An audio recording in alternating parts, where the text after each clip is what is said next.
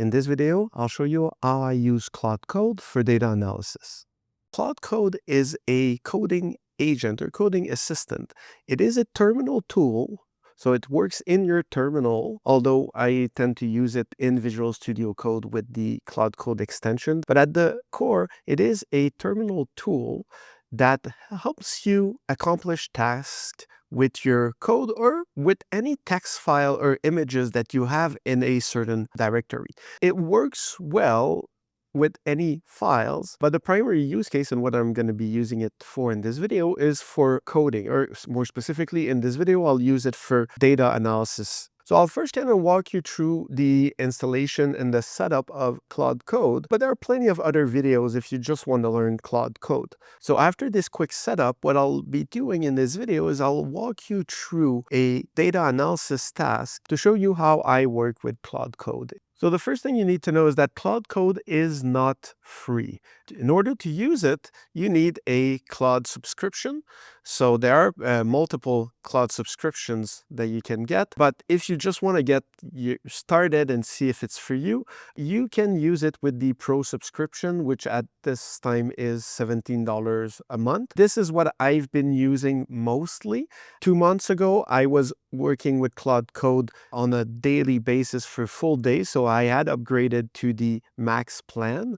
But since then, I've been traveling to conferences, so I haven't been using Claude Code as extensively, so I've downgraded to the Pro plan. The main limit with the Pro plan is that first, you cannot use the Opus model, which is really good for thinking deeply about other tasks, but it is also that you get 5 times as much usage on the max plan at $100 or 20 times as much usage on the $200 plan. If you start using Claude Code more extensively, you'll see that on the Pro plan, you will reach your limits and then they reset every 5 hours. So you might have to wait if you use it extensively, but at least you'll be able to get a lot of stuff done and also see whether this workflow is for you or not. In order to use Claude, you'll need to install it using this command in the terminal. This uses npm, the Node Package Manager. So in order to install that, you'll also have to have Node.js installed. You can click on the link here to see how you can install it for different platforms. If you're on Mac and using Homebrew, you can just do brew install Node. This is what I did. And when you have Node installed, then you can just copy paste this line in the terminal to have your Claude installed. So all you have to do is go in the terminal. So here I'm in my Visual Studio Code terminal. Type enter and it will be installed. And now I'm good to go. If I want the Visual Studio Code extension as well, I can go and install it.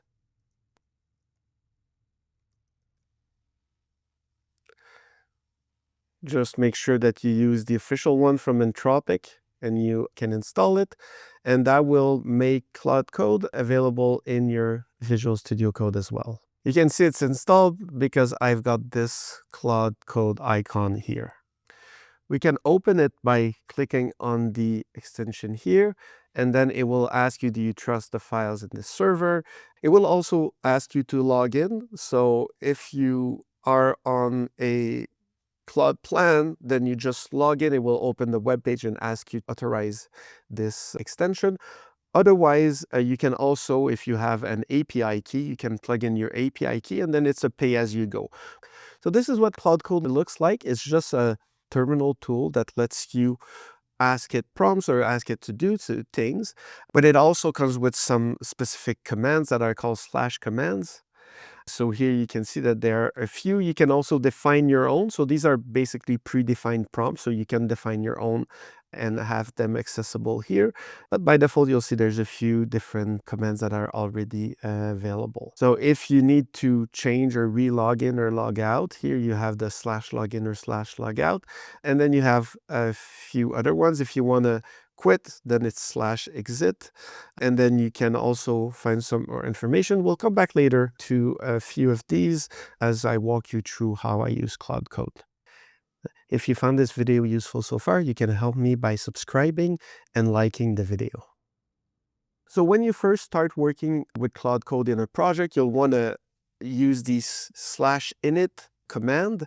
But this one, what it's going to do is going to look at your project, what you have, and then can create a default set of information about your project that will be included in each future prompt or interaction with Claude Code. Because my project here is fully empty, it's not quite time yet to use that. So I like to set up a bit my project first, so that Claude Code's got some things to work with. So first thing first, I'll be using Python for my analysis here. So I'll start by creating a new project using UV. So I'll just do UV init to initialize a new project. So now I've got the README, just the initial default files that UV creates, and then I'll add the package that I want to use. Claude Code can add packages for you. One thing it tends to do when using UV is going to go and update your PyProject.toml file directly to add them. I don't like doing that. So when Claude Code tries to add a new package, I will direct it to use the UV add command. So Claude Code can interact with your terminal. So I will direct Claude to use UV add directly to add any new packages. So that way they will be automatically added and synced in the environment. Plus, it also has the added benefit that it will install the latest version, not the latest version that Claude Code is aware of. So here I'll start by using UV add. We'll need probably pandas, matplotlib, stats models. And I also will use yfinance to get some of the data. So if you don't know yfinance, it's a package that lets you get data from Yahoo Finance. I've covered it in one of my previous videos, but we'll be using it here to get some data. While this is getting updated, I will show you some other tools that I think are super useful for working with Claude Code. So first of all, if you are using GitHub in your workflow, you will want to use the GitHub CLI. So the GitHub CLI is just a CLI tool, so a terminal tool that lets you interact with GitHub. So if you want to deal with issues, pull requests, things like that. So it is part of my workflow. I use GitHub a lot for my research projects. So it is really useful when interacting with Claude Code. So you can install it using Homebrew or just download it directly, but I usually install all my tools using Homebrew, so that would be brew install gh. The nice thing about Claude Code is that it knows about this CLI tool. I think the team at Anthropic uses GitHub a lot. So this is really great because you can then add Claude Code to write commit messages, push them, pull issues, create pull requests, submit it, or even review pull requests that have been submitted by others. So it lets basically Claude Code interact with GitHub. Another tool that's totally not required to use with Claude Code, but I find it so much more fun, is called Super Whisper. Think of it as dictation on steroids. So it's like a dictation tool that is also integrating large language models. So it will kind of clean up the dictation so that the resulting text is so much better. I use it a lot for writing my prompt. Whenever I interact with ChatGPT or Claude Code, I find it so much more fun to just use my voice and talk to the agent.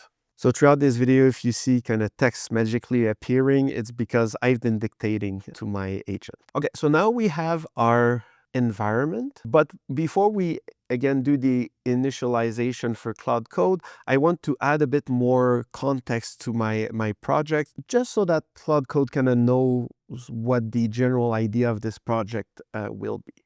Another thing I'll do is I'll create a new data directory to store the data. So I'll put the data files there and I'll have Claude Code download the data there.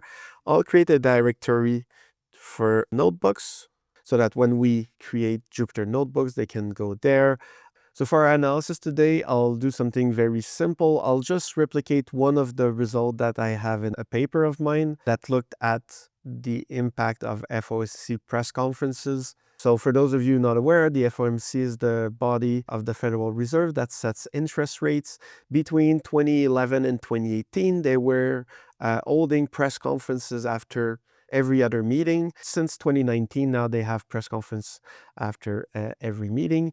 What I want to replicate in this example is we'll be pulling out VIX, so the volatility index. It's known to drop on important macroeconomic announcements. What we show in this paper is that it actually was dropping, but significantly, but only on FOMC announcements that were to be followed by press conferences. So I won't get into the more details for the paper, but this is kind of the general analysis that I want to do. So for that, we'll need two pieces of data. We'll need a calendar of these FOMC announcements and which one are followed by press conferences. And we'll also need a data set of VIX returns. So for that, we'll use Yahoo Finance. So to get the data, I'll use ChatGPT to do a research for me and get all these dates.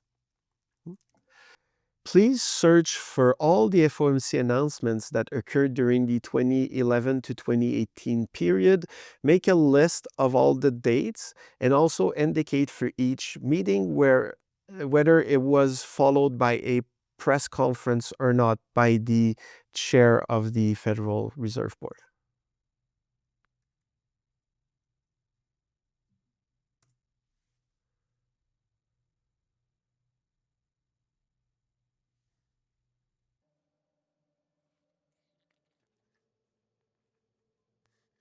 So before jumping into Claude Code, I'll do two tasks using ChatGPT. You could use other tools as well, but I really like ChatGPT for that. First, I'll get the list of all FOMC announcements and whether they were followed by press conferences or not. And then I'll have ChatGPT draft a description of the project, of the task that we're trying to achieve. And I'll include that in my repository so that Claude Code will have access to all that information.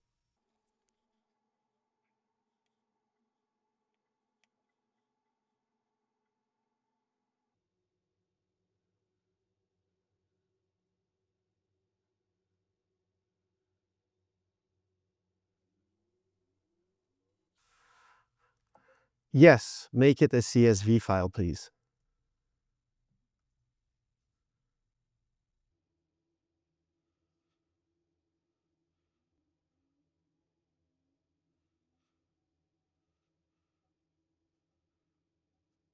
So I'll also use ChatGPT to write a README file that I'll use to include and make it available to Claude Code. I need your help to write a README file for a new project that I'm working on. It's a data analysis. I want to check if the VIX index drops significantly at FOMC meetings, and specifically if there is a difference between the drop that we observe in VIX around FOMC meetings that will be followed by a press conference compared to those that are not followed by a press conference. The analysis will be done in Python using pandas and stats model. The VIX index data is going to come from Yahoo Finance using the Y Finance package. And we've already have a data file with the dates of FOMC announcements and whether they are followed by press conferences or not. So please write a detailed README file about this project and the main research question.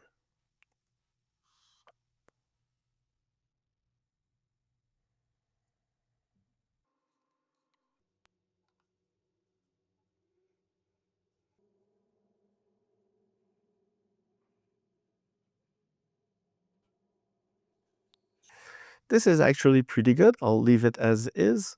And now the last thing that I want to do is to add one more tool to Claude Code in order to make it even better at using all of these packages. You might have heard about the term MCP. So MCP stands for Model Context Protocol.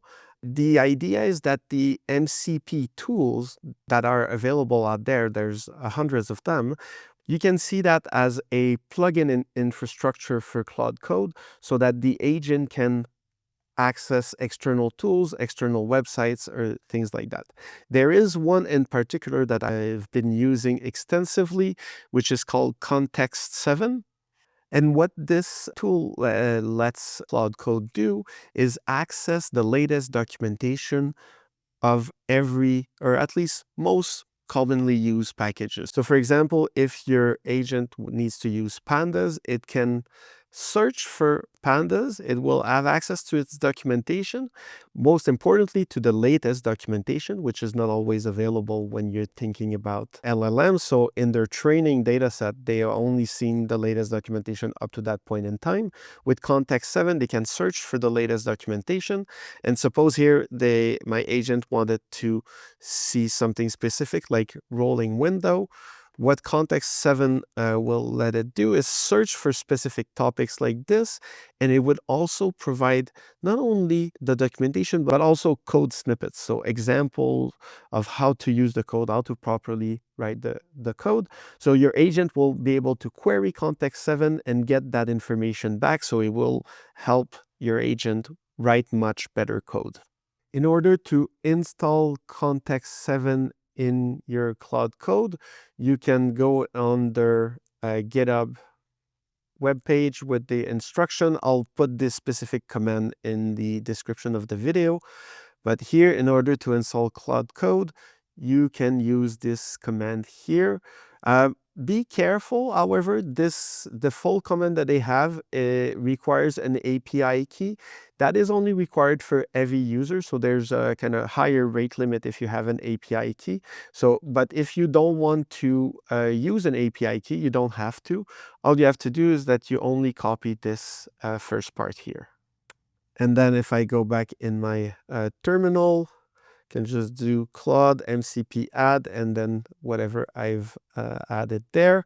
I will need to restart Claude Code, so I'll terminate this one, reopen it.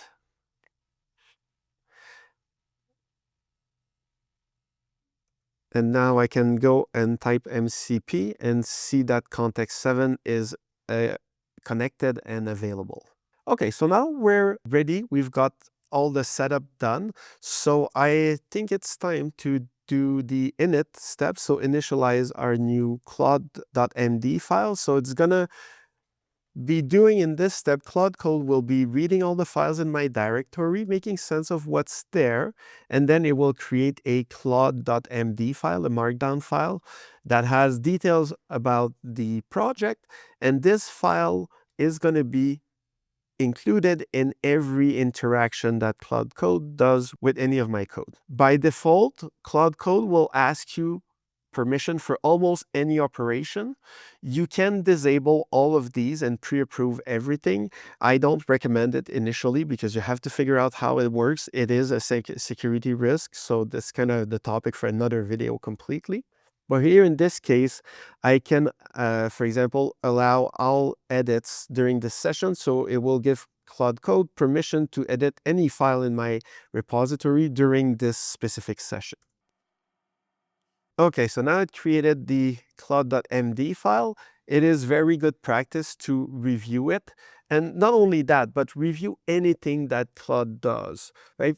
The way I think of these coding agents, think of them as research assistants. So they're pretty good, but they also tend to make mistakes. And the mistakes that they make, they're on you. So you have to verify everything that's being done, make sure that they're going in the right direction, that they're doing sensible things, and pretty much review anything as you would review a research assistant. The main difference is that the speed at which these coding assistants work is much, much faster than a typical research assistant. So you'll pretty much always be reviewing things as they're going on. So here we can look at the claude.md file. Kind of just gives a project overview, how things are going here. One thing I want to change is I don't want Claude to use Python directly, the command to run my scripts. I want to use UV run, so make sure that it's always using the proper environment. This will kind of save some hassle. So I'll just change that for UV run.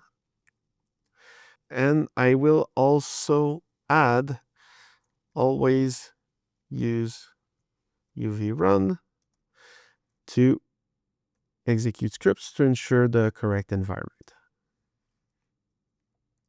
Data structure is there. This is all good. So this seems pretty good now. So we can go back to our Claude Code. And now it's going to be the time to give Claude some instructions about what to do. So I think the first step will be to get the data from Yahoo Finance. So we need data from 2011 to 2018. So what I'll do is I'll just ask Claude Code to do that. Please write a Python script that will fetch data from Yahoo Finance using the YFinance package, and make sure that you get the VIX data for daily data for 2011 to 2018. If you need information on how to use packages like YFinance, please use Context7.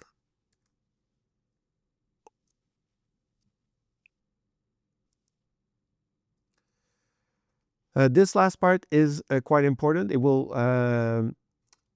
tell Claude Code to use the MCP tool Context7 to get documentation on YFinance. A last thing I like to add to all these prompts when I'm starting a task is to make a plan first. So make a plan first and have me review it before you start implementing the code. This part is important to avoid especially wasted time and wasted tokens. So the more you have Claude work, the more token it uses and the faster you're going to be reaching your limit. And another way to force it to do that is to, if you look here, there's Shift Tab to cycle. You can Shift Tab to make it on plan mode. So in plan mode, it won't write anything. It will just make a plan. Now it's asking me permission to use Context7. So I'll give it permission to use Context7. Again, it's going to ask me permission to use any subcommand of Context7. I could whitelist all calls to Context7 if I wanted, but right now I prefer to just authorize everything directly. But if it becomes too annoying, you can whitelist some commands so that you never prompted about those. Okay. So now we've got the plan. So the plan is going to do this, is going to get this. It's going to save it there. It's going to do a lot of error handling, things like that. I think this is a bit too involved for me. So would be great if it was for a kind of larger project. But now what I'll do is I'll say, keep it simple. We don't need all that error handling and testing and things like that. It's going to be a one-time download. So as long as it works that time, we'll be happy. So simplify the plan to make it just kind of streamline a one-time download script.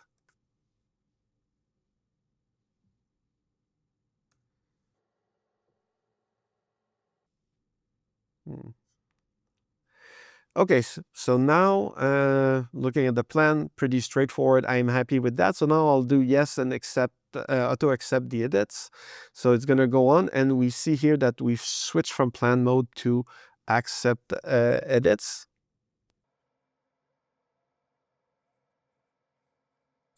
Now it's asking me to run the code. So yes. I like having Claude Code run the code when it's writing it, because any error message will be fed back to it, and it will be able to improve on that. That being said, if you have a long-running code, you might get timeout issues. If you have a code that produces a lot, is very verbose in terms of output, you might not want to do that. Otherwise, you're going to kind of reach your token limit very, very quickly. Okay. Now, if I look at the data, it was able to go and fetch the data for me. So I've got open, high, low, close volume, things like that. That's perfect. So now we have the data. I think we can proceed with the analysis. So I'll go back to plan mode and ask Claude Code to make a plan for the whole analysis. Have a look at the README file for the analysis that I'm trying to do. So now we have all the data that we need. We've already downloaded the data from Yahoo Finance for VIX. We also have the press conference data. Please make a plan on how to implement this analysis that's described in the README file.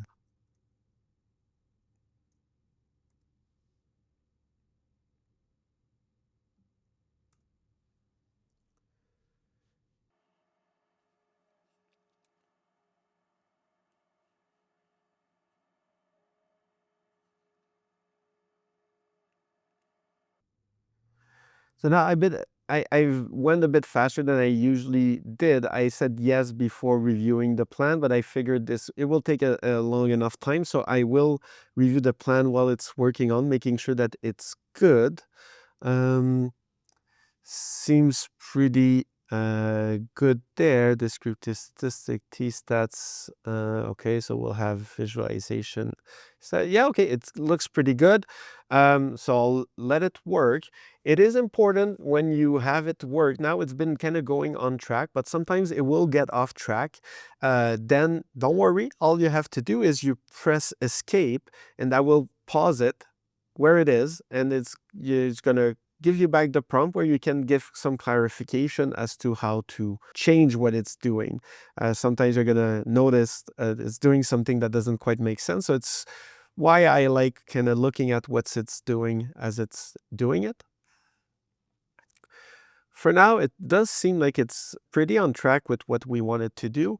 It's hit or miss. I find that the clearer you are with your instruction, the better it gets to that. Okay. So here, see, it was adding the SciPy and Seaborn to my project.toml file directly. I don't like it doing that. So I've paused it, and I will indicate that it should use UV add to add these packages. So use UV add to add dependencies. Do not edit PyProject.toml directly.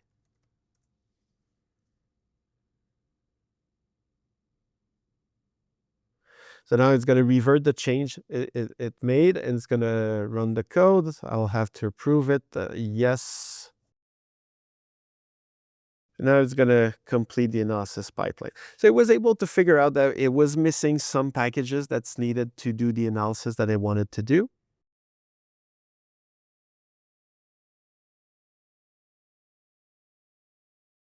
Okay, so now it seems like it did a lot of things. It did summarize the evidence. So regression shows a statistically significant coefficient.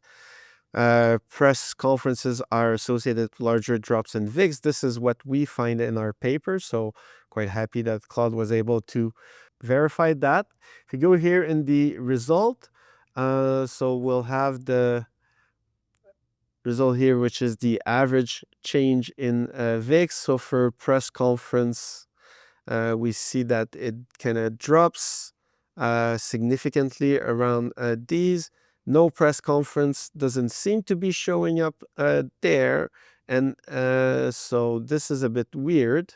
And this is the percentage thing here. Okay, so if we look at this figure here, it seems like we're missing the no press conference from this plot. So that's a bit weird. But luckily, we can use Claude Code to fix this. So that's why it's really important to review what's being done. Typically, I would also review all the analysis code to make sure that it kind of lines up with what's supposed to be done. You can also have it kind of summarize the code that it's written so that it's easier to review and understand. But typically, it's pretty good. So it seems to be okay, but obviously now I'm not giving it the full attention that I would usually be giving it, but it seems to be doing well, except that if we look at the event study plot, it doesn't look like it looks like there's one line missing. So then you can direct Claude Code to have a look at the figure. Have a look at And then with the add symbol, you can refer to a specific figure. So now we'll go into result, and then it is the event study plot that was causing problem. There seems to be one line missing for no press conference, so the sample without press conferences. Please check your code and see why it's not showing up.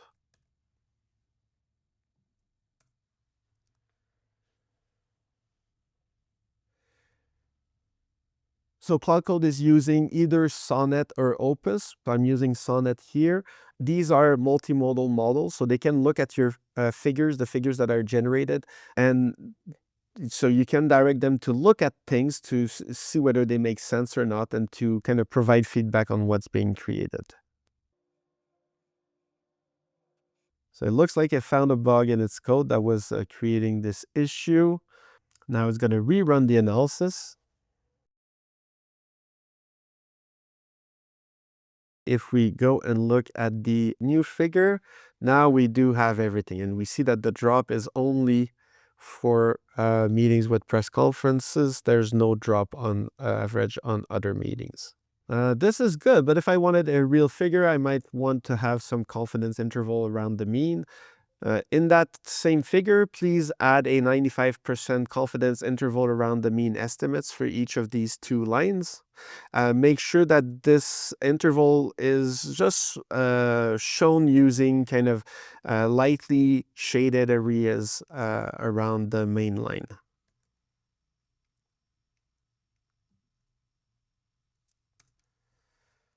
So you can use that to iterate very, very quickly and get to whatever you want to achieve with your figures. Right, same thing, I could ask Claude Code to add a function so that the regression analysis produces a nicely formatted LaTeX table. Okay, so we can look at the figure, and now we've got our really neat figure. So that's pretty good. I'm quite happy with that. If I was gonna write a report with that, I might play a bit more to get the styling just right into my taste, but this is already very, very good. And another thing that's really nice with Claude Code when we're doing the analysis is that Claude can work and even create Jupyter Notebooks. So this is what I'll do next. I'll have it summarize the analysis and the main result and write it as a Jupyter Notebook. So please summarize the analysis that we've done and add in the main result in a Jupyter Notebook and place it into the Notebooks folder.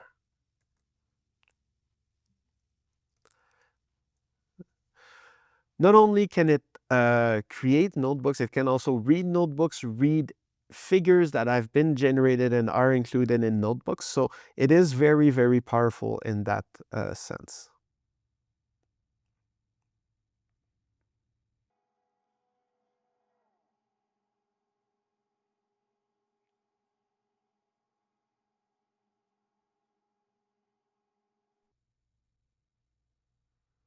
Okay, if I look at the notebook now, seems like I have all the analysis there, the code. So it most likely has not run the notebook. So it only generated the notebook. So I still need to run it. So now it's going to be detecting the kernel. So I forgot to add a Jupyter. So I'll add the Jupyter to my environment. UV add Jupyter. And when that's done, I'll just come here, make sure that I use my Python environment here, and just run all. We'll see whether we get any issues or whether everything works from scratch. So here I've got some error file data. I could, it seems, I don't know what's going on here. So it seems like it might be not loading the right things or not, but I could try to figure it out. But then I could just ask Claude to fix it. I've tried running the notebook, but I'm getting an error. Please read the notebook and see what the error is and fix it.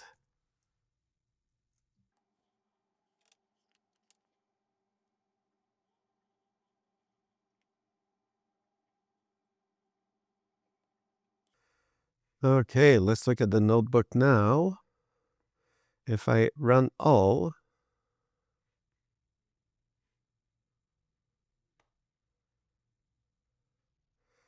so it seems like it's writing all the data. We've got the differences, the statistical test, the regression analysis, and the different figures that it's generating here. So that's pretty awesome. So now I'm done with my analysis, and I'm pretty much done with what I wanted to show you today.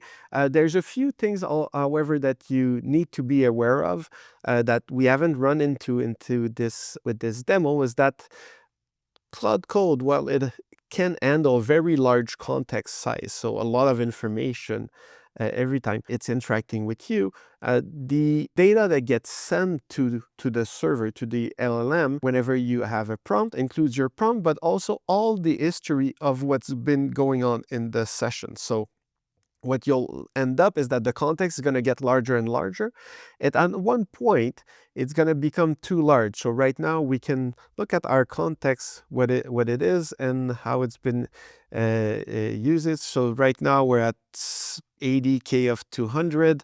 Of that, 1.6% is system prompts. 5.6% is system tools, so the different tool calls, and then there's some messages that I've added, or maybe files that were included. Some were due to the MCP tool. So here it was a fairly simple session, so we still have a lot of room to go. But as it grows, this context is going to get full. And at one point, the agent will tell you, well, I need to compact it. You'll get a message at the bottom right corner, which will tell you auto compact in so much context, or there's how much context is left before the auto compact. Usually you want to avoid having that occur at bad times, because the context will get compressed. So it's going to send all your context to an LLM, ask it to summarize it. So there's going to be information loss. So what you'd rather do most of the time, it's either when you're completely done with a task and you want to reset, go start from scratch, just do /clear to completely reset the context. Or if you want to keep the information, but you want to kind of compact at logical point in time when, okay, you've kind of finished a subtask now, then you can also do /compact to manually trigger a compacting. Dealing with this context and managing context is very complex. This is something that you might start playing with as you use Claude Code more and more. There are different ways to achieve kind of context optimization. One is to use sub-agents, a feature that I haven't discussed here. But there's kind of different ways to deal with this. But overall, I think the first step is to just start using Claude Code, see what it's good at, see kind of what the shortcomings are, and yeah, from there you can kind of learn and incrementally add kind of more advanced feature to your workflow. If we were to look at how much this session would have cost if I was on the API, there's a little tool called CC Uses that lets you compute this. So if I was paying like pay as you go with the API, this session would have cost us $1.60. If you're only going to do it once, this might be cheaper than getting the Pro plan, but the Pro plan at $17 a month, it's very quickly that you're going to come back and kind of make it worthwhile. So for me, for example, this month I've been using it on and off. I've probably used close to $70 worth of tokens in the last month on my $17 plan. So now that I'm happy with the analysis that I have done today, I would typically commit my changes, so commit them to a Git repository so that they're kind of safe. Claude Code can do that for you, but not only can it commit, it can also write pretty awesome commit messages explaining what's being done in this commit. So please commit all the changes from this session.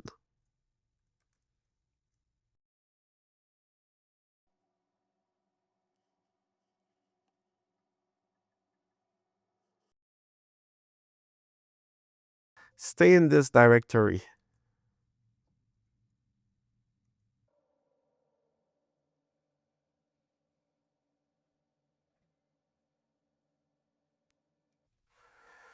So I can look. This is the commit message that Claude Code has written for you. So it is very comprehensive, which is really great, especially if you come back at a project after a while.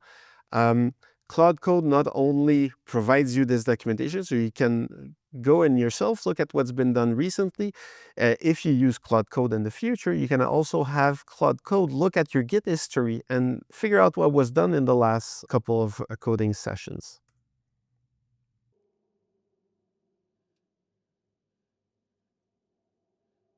Good, so now I'm done with this analysis. I hope you enjoyed this video. If you did, consider subscribing to the channel, but at least please like the video so that others also get notified of it.